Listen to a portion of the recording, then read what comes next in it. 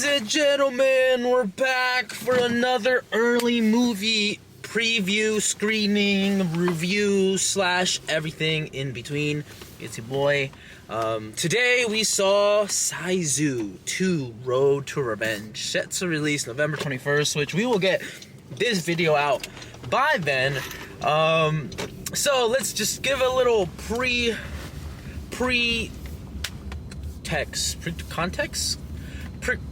I don't know what I'm trying to say. Sisu 1, which is crazy to think because that movie was so fucking good that I didn't think that movie needed a sequel, or if it did get its sequel, it would be able to live up to how good that first movie was.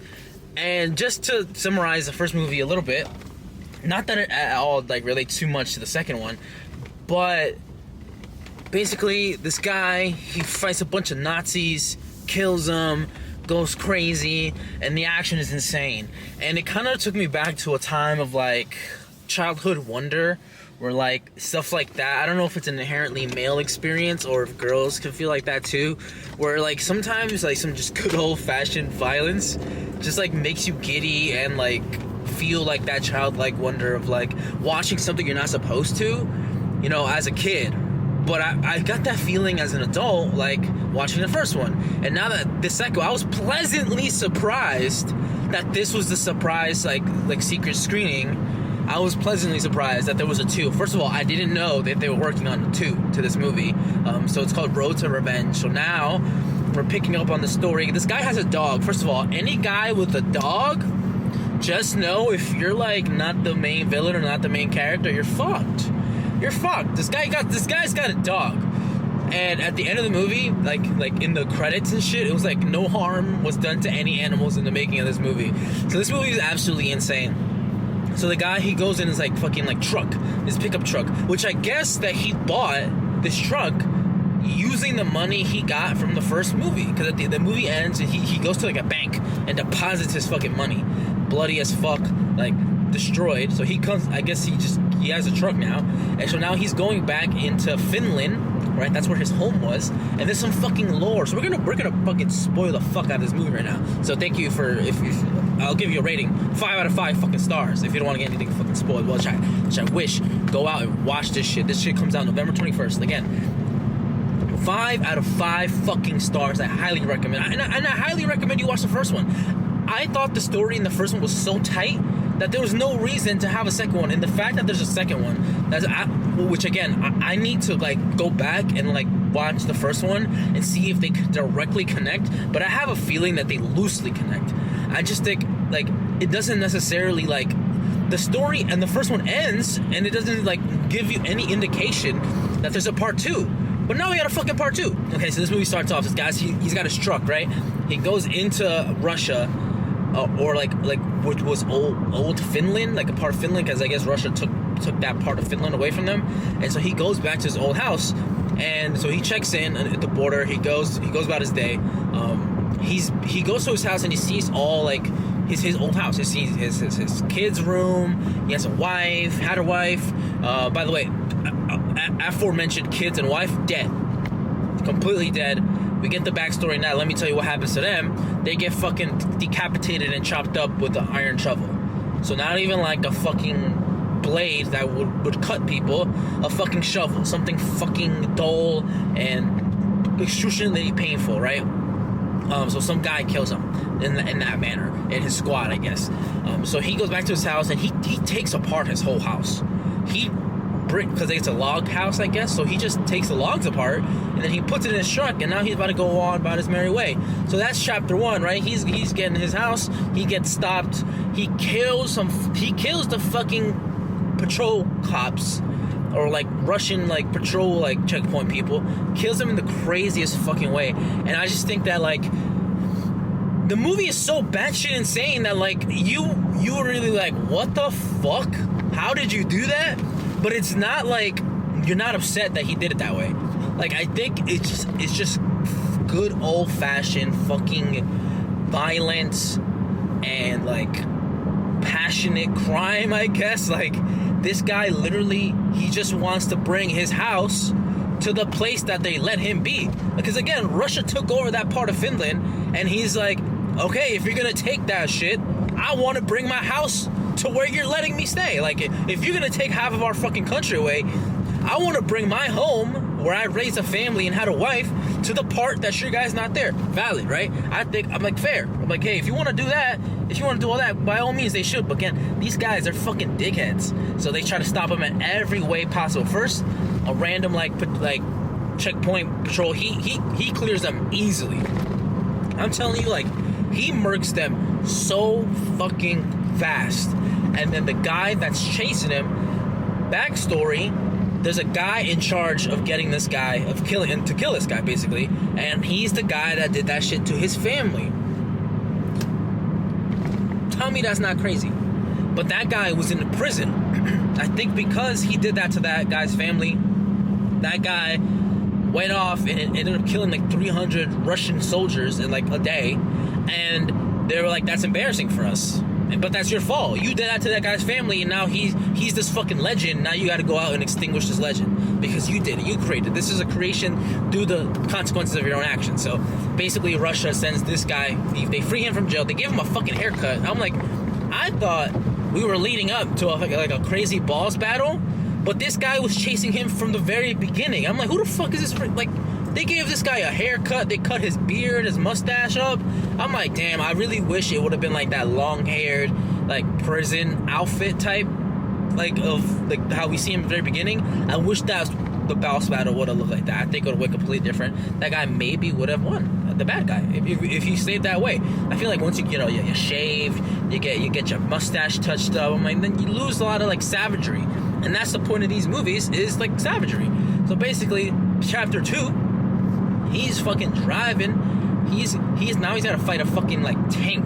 A tank is chasing him, and, like, these motorcycle people, like, once he clears the tank, these fucking motorcycle people come up, and those motorcycle people, like, they was paying them big money. They must have been getting all the fucking Russian baddies, like, back, like, because the way they jumped onto this guy's truck, like, they jumped on his, like, truck like they were fucking Tom Cruise. Like, Tom Cruise be doing some stupid crazy shit. They was doing that. And I was like, what the fuck? And then your boy, the main character, he goes try to headshot him instantly, right? But these guys have, like, I don't know if y'all know the character Tachanka from Rainbow Six Siege, but he's a Russian operator. But they have the Tachanka fit, and this guy shoots him in the fucking head, and the bullets don't go through because they're fucking, like, they're wearing, like, steel fucking, like, plating all over their heads and their bodies.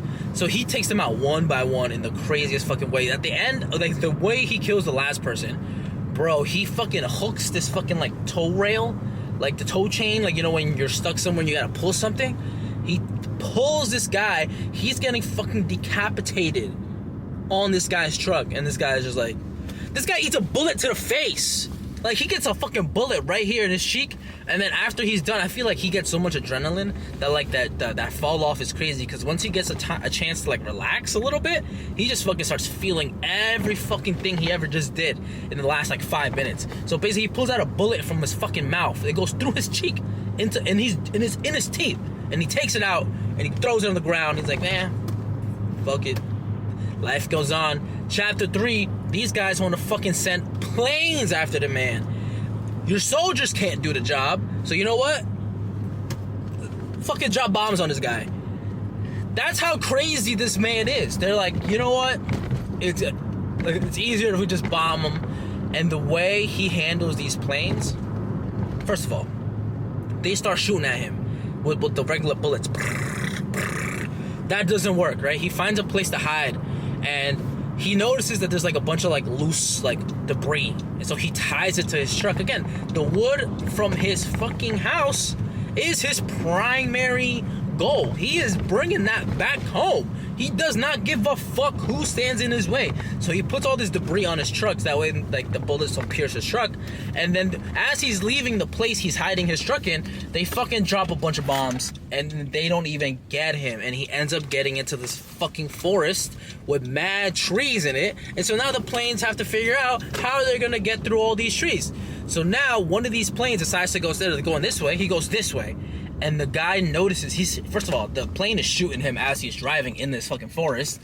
And so he notices that this plane is right behind him. And you know what he does? He fucking brakes. He brakes, clips the wing of the plane. The plane fucking crashes over, one plane down, one more to go. So now he clears the forest, and this is where like the other plane is hiding. It's hiding off of like a mountain, like a cliff, and basically he's just waiting for him to come out. So now he's in open area. Again, a prime spots to be bombed, to be shot with bullets, you name it. Open area. The plane finally reveals itself, and then he goes up and he starts shooting him. First of all, whoever was doing the plane action, better than fucking Mission Impossible choreography, and that's saying a lot. I think that was the only good thing about Mission Impossible is the fucking extreme stunt choreography.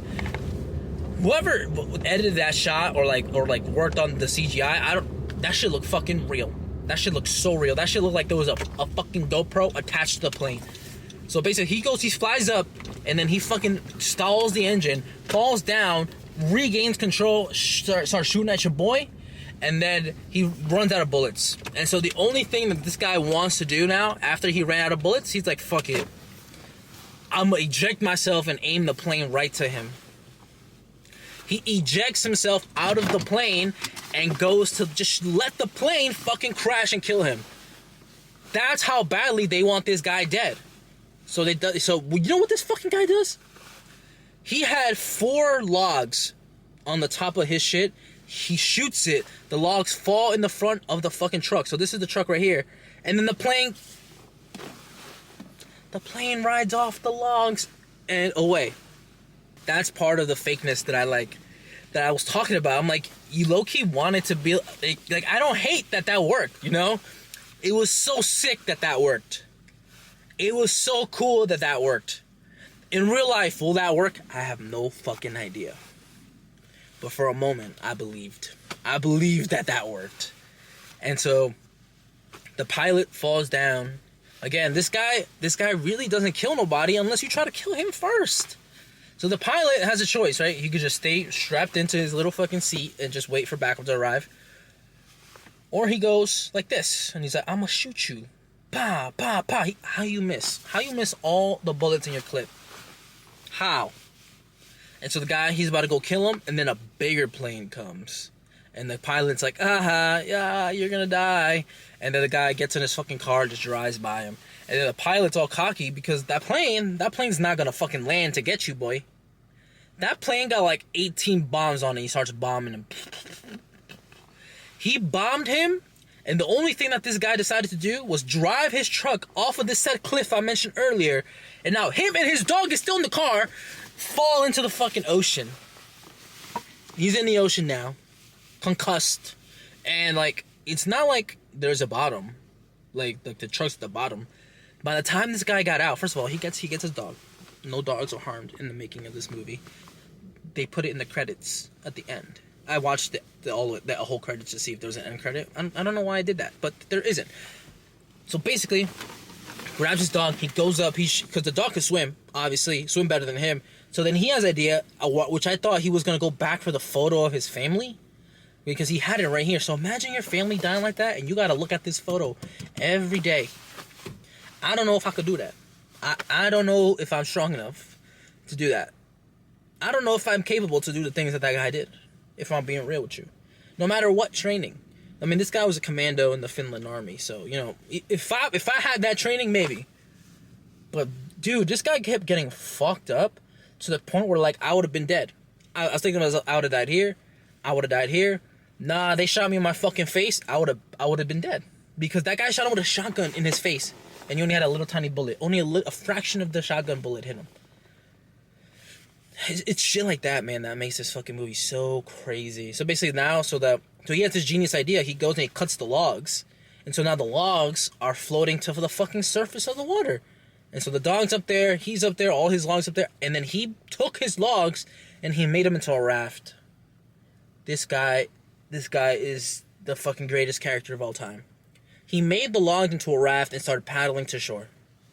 The guy that killed his family at the very beginning, he goes and he asks his people, yo, did you find the body? They're like, nah. Did you find the cargo? Nah. And he's like, fuck, this bastard's fucking impossible to kill. So now, he gets to the shore, and guess what he fucking finds? This man finds a fucking tank. A working tank. I don't think it has any bullets, like any like missiles to shoot. But he basically has another fucking car, to where he could just go and like move his fucking wood again. Again, that's his primary goal. He wants to get his wood, his home, back to Finland. So he goes, driving his tank. He sets up a bunch of shit, and so he puts a bunch of bombs in the back of the tank, right? And this is the shit that again, the stupid shit that somehow works. So they're waiting for him to come. He's finally arriving. He is getting shot at. And in the process of doing all that, he sets off the bombs. And so there's a barricade right here. And the tank is coming this way. And then he timed this shit so good. The bombs exploded, flipping the tank. And the tank lands on the right side up, on the other side of the barricade. In the process, this guy fucked himself up. Fucked himself up on some crazy shit. And, oh, wow. A lot of stuff is making sense. So, before he gets out of the tank, he gets his knife. It's like a wooden handle knife. And he bites on it as hard as he can. He breaks the knife. You don't really see what he does with the knife. Remember that. So then he finally, he lets the dog out. The dog dips. The dog goes away. We don't see the dog ever again at that point. So he gets out, he gets captured by the guy that killed his family, and then he proceeds to bring him in because the people that wanted him to capture him and kill him, they're like, yo, we need him alive because we want to torture him. We want to get rid of this fucking legend. Like we can't have this stain on our reputation. We got to make sure that this legend dies. So that's the next part of the movie. So now he's captured. He's in a train. He's getting whipped with like a whip powered by a car battery. Like, it's like burning him. It's like cutting through his flesh, but like also burning the wound so it closes. So he's getting tortured, right? We get a bunch of dialogue. The guy finally meets him face to face, and he tells him, yeah, like, I don't really remember the amount of women and kids I've killed, but there was just one that stuck to me, what makes me feel like it's an important one. And it's like this kid, and he says his name, and then he grabs like one of the wood planks that he was bringing home, because like any parent, like they measure their kids' heights. He shows him this. He's like, hey, it's this one, right? He's like, he wanted to be the man of the house. This kid really made, like, he would make any father proud of like raising him. So he goes through a bunch of spiels, and then he's like, where you're gonna go? You're not gonna survive. I mean, you will. You're gonna live forever, technically, but you're gonna wish you weren't. And so then that kicks off the fucking train montage. So basically, he's hung. He's dangling from the fucking ceiling. He flips himself upside down, and he basically deadlifts himself upside down, breaking the chain that he's on, falls on his back. Remember, said back all fucked up. On said back, he falls down. And you guys remember the knife he bit at the like a few seconds ago that I told you? He hit it in his fucking leg. He hid the knife inside of his leg. He fucking pulls it out, and now he's ready to fucking fight. These two guards outside, they notice, like, oh shit, like, oh, this guy, he's on the fucking ground. He's not supposed to be there. One guy goes in there. He's all tough, like, oh, you're a pussy guy. The guy immediately locks him in there with him. Somehow, someway, this guy kills him. And then he cuts his body in half. He picks up his torso, and he shows the guy's face to the guard that's waiting outside. And then the guard opens the door. He sees, brother, I don't know. I can't explain to you how crazy that would be from the other guard's perspective.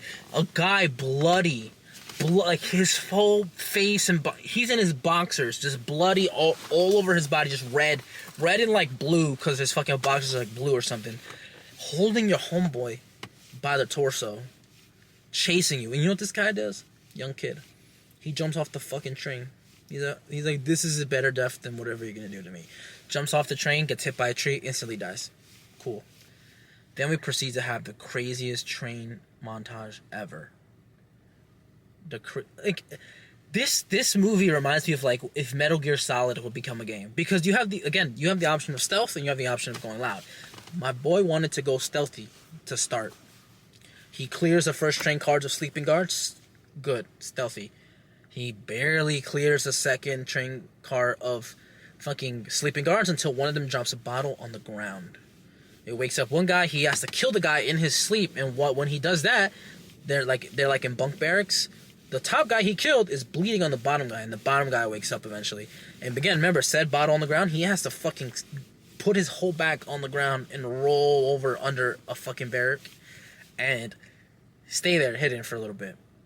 Then he finally just rolls out. He fucking grabs his axe because he has to kill. He killed the kid like across the whole room with the axe. And then boom, then you get the craziest train fight I've ever seen. 1v. I don't know how many fucking people there were in that fucking train car, but he kills every single fucking one of them. And then eventually he fucking locks those people in there, right? And then he tries to sneak again. And then I don't know how, but how he didn't die from this, but he's on the top of the train car. It's mad foggy. And there's a fucking tree. He eventually gets hit by that tree, and he gets thrown into a train car that he looked at previously that had mad awake guards. And so now he got to fight them. I'm not going to spoil that for you guys. But basically, it's a fucking sick-ass montage of him fighting those guys. And then he fights another train car of those guys. And then he fights all the awake, the sleeping guards that we saw earlier. Then he has to fight them. And then the guy that killed his family and kids, he hears, like, shit's fucking happening over there. So he goes and he checks, and he's like, you know what? Fuck it. He's like, I don't really care. I just want to get paid. I want my money. I want my riches. I want everything that was promised to me.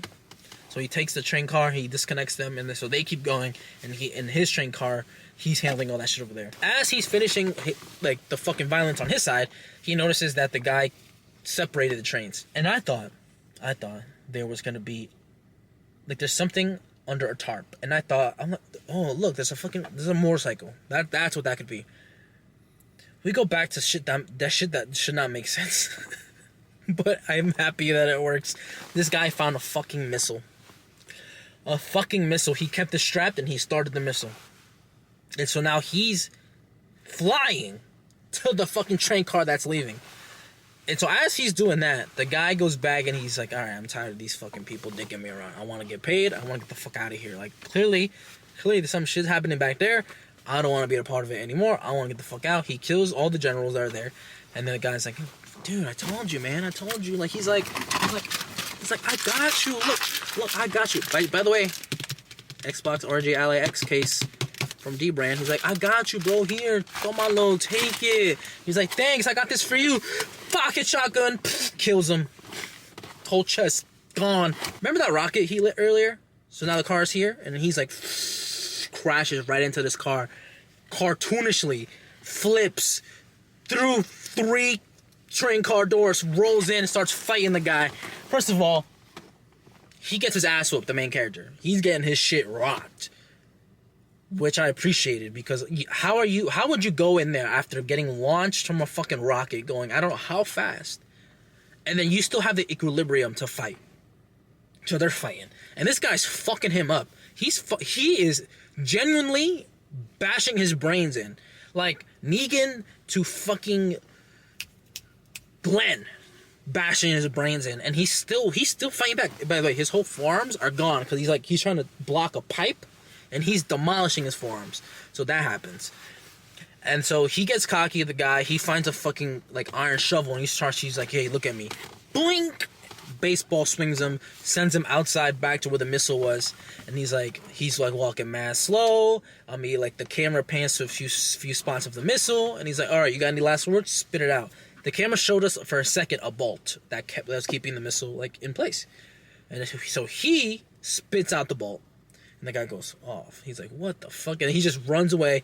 The fucking missile like goes towards him, so he's running, he's going, and then eventually in the rich train car that they were eating dinner, like the fucking missile slowly stops, and so he's like right here. The missile's right here.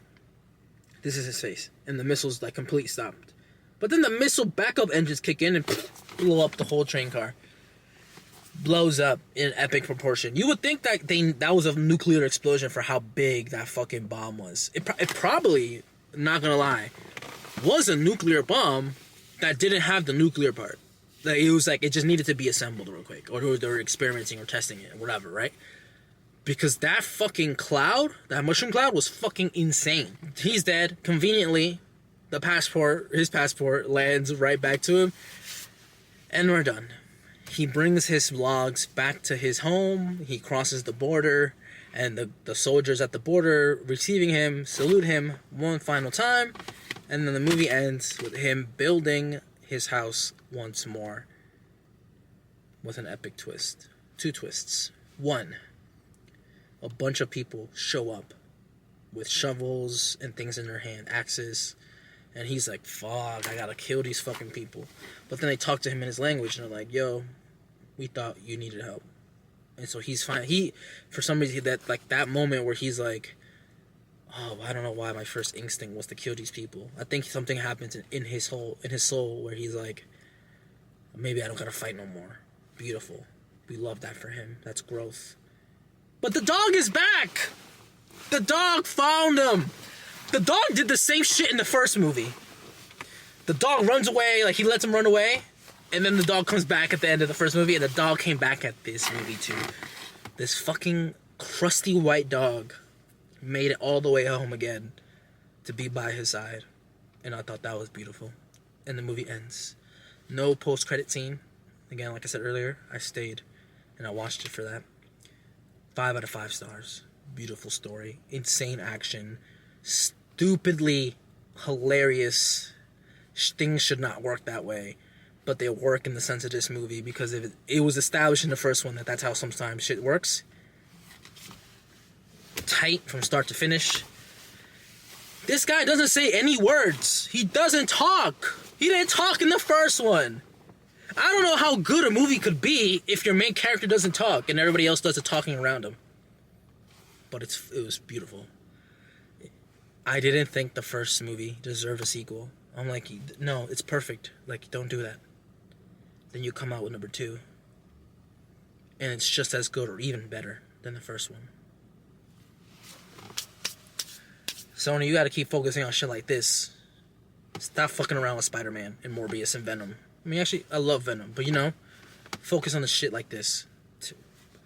That's it for me, guys. Go watch that shit November 21st. I implore you. I 5 out of 5 stars. I recommend it to you. Go out, watch it. And yeah, that's it. We'll see you guys. I'll see you guys on the next one. On the next magical secret movie screening. See you next time. Peace.